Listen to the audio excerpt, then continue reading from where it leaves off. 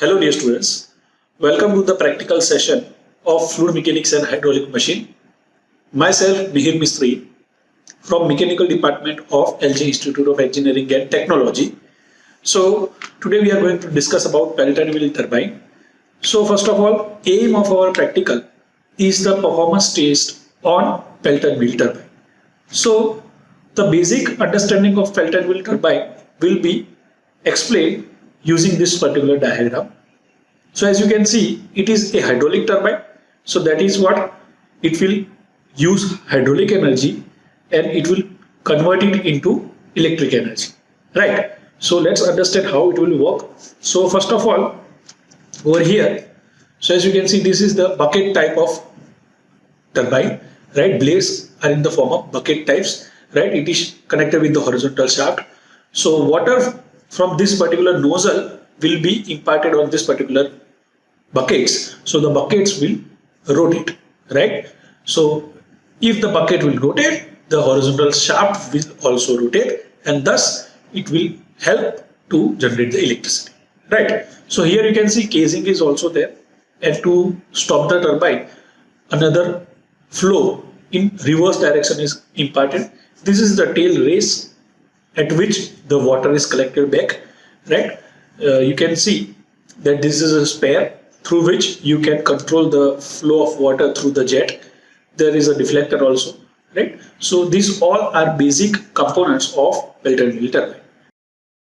Hello students, so this is the experimental setup of Pelton wheel turbine.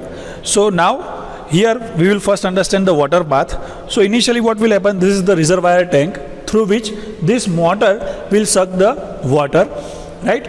Through this blue pipe, the water will pass through this particular pipe that is supplied to the Pelton wheel turbine.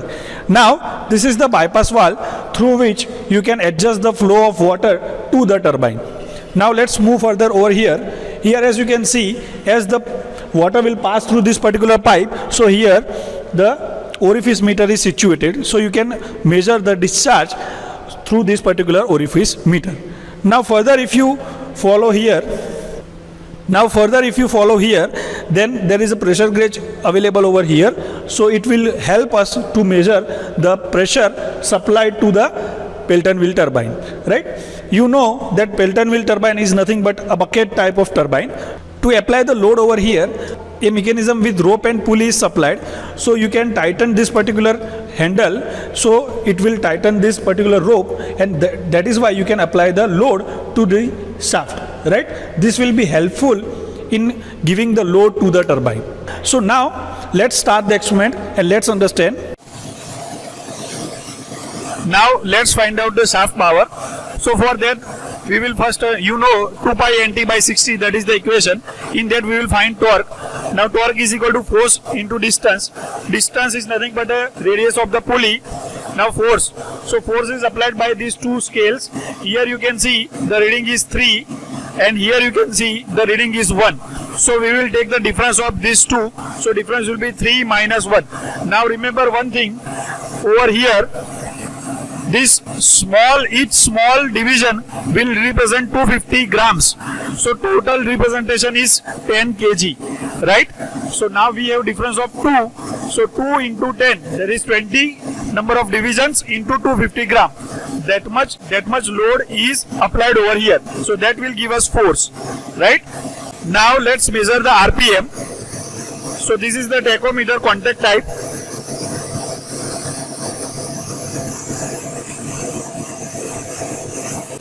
So the RPMs are nearly around 512 RPM. We have found out the shaft power. Now we will measure the water power, that is rho g q h. So in that q is equal to what? Discharge. So for discharge we need the h. For h we need x. So x is nothing but the difference between these two mercury limbs. Okay. So as we can see over here, the left side mercury is having the reading of 265 mm and the right side is having the reading of 125 mm. So we will take the difference of these two. So that will give us the H. Now capital H, that is the pressure here.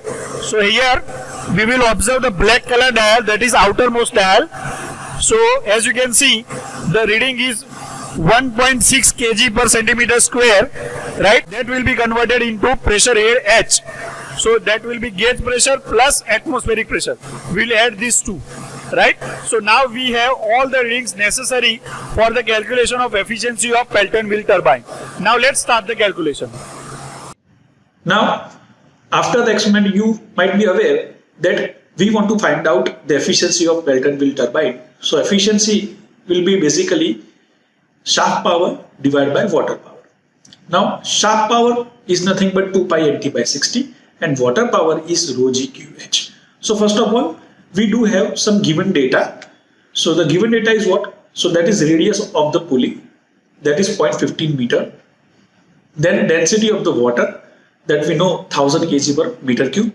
Then diameter 1, that is 0.05 meter, and diameter 2, that is 0.025.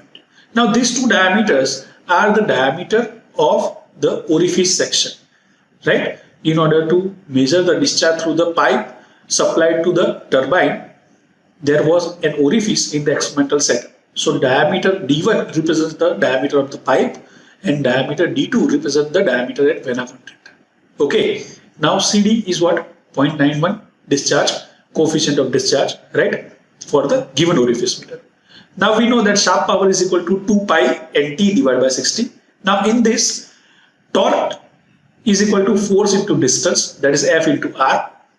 Now R is given, so force is 2 kg, right? So if you recall in this video, at the experimental stage, we had the indication on the left limb, that is 3, and indication on the right limb of the force, that was 1. So 3 minus 1, that is 2.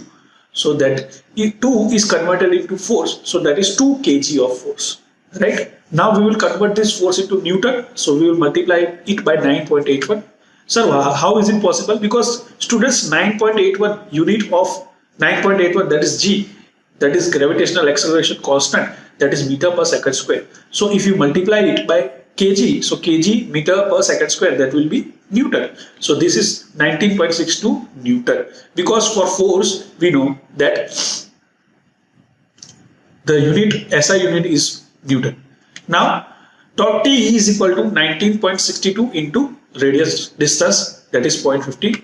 So torque will be 2.943 Newton meter. Now further, we do have tachometer. So from tachometer we can find out the RPM. So the RPM recorded is 512. So we will substitute all the values in 2 pi nt by 60. That will give us the shaft power in watt as 157.7. Right? Now let's move forward. Now we want to find out the water power, that is rho g q h. Here in this equation, rho is given, g is known to us. Now we are supposed to find out q and h. So q is discharge. So discharge is equal to CD A1 A2 under root 2gh upon A1 square minus B2 square. Now you can find out the A1 and A2 corresponding to the D1 and D2 given, right? CD is given. Now G we know, so we only have to find out h. So small h is equal to what? Manometric head is equal to x into sh by s0 minus 1, where sh will be what? Specific gravity of heavy liquid. S0 will be what? Specific gravity of light liquid, and x will be what? Difference in mercury limbs in left and right column, right? So we know from the experimental data that measurement in left limb was 0.265 in meter and in right limb it was 0.120 meter. So difference will be 0.145 meter. Now we will substitute the value over here, right?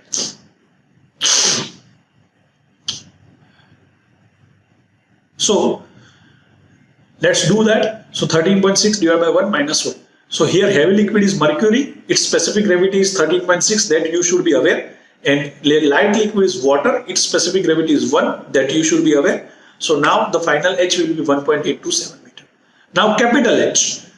So from this particular small h, we can find out the Q. So Q will be equivalent to 0.00279 meter cube per second. Now let's find out the capital H. So for capital H, we know that it is nothing but pressure head, right? So pressure, gauge pressure plus atmospheric pressure. So gauge pressure. So if you recall the experimental setup, so just before the entering the nozzle, there was a dial indicator showing the pressure. So that is nothing but the gauge pressure. Okay. So gauge pressure reading was 1.6 kg per centimeter square. Now I will convert it into SI unit and then I will convert it into meter of pressure. Right? So for that I will use P is equal to rho g H. So if you make H as the subject, then it will be P by rho g.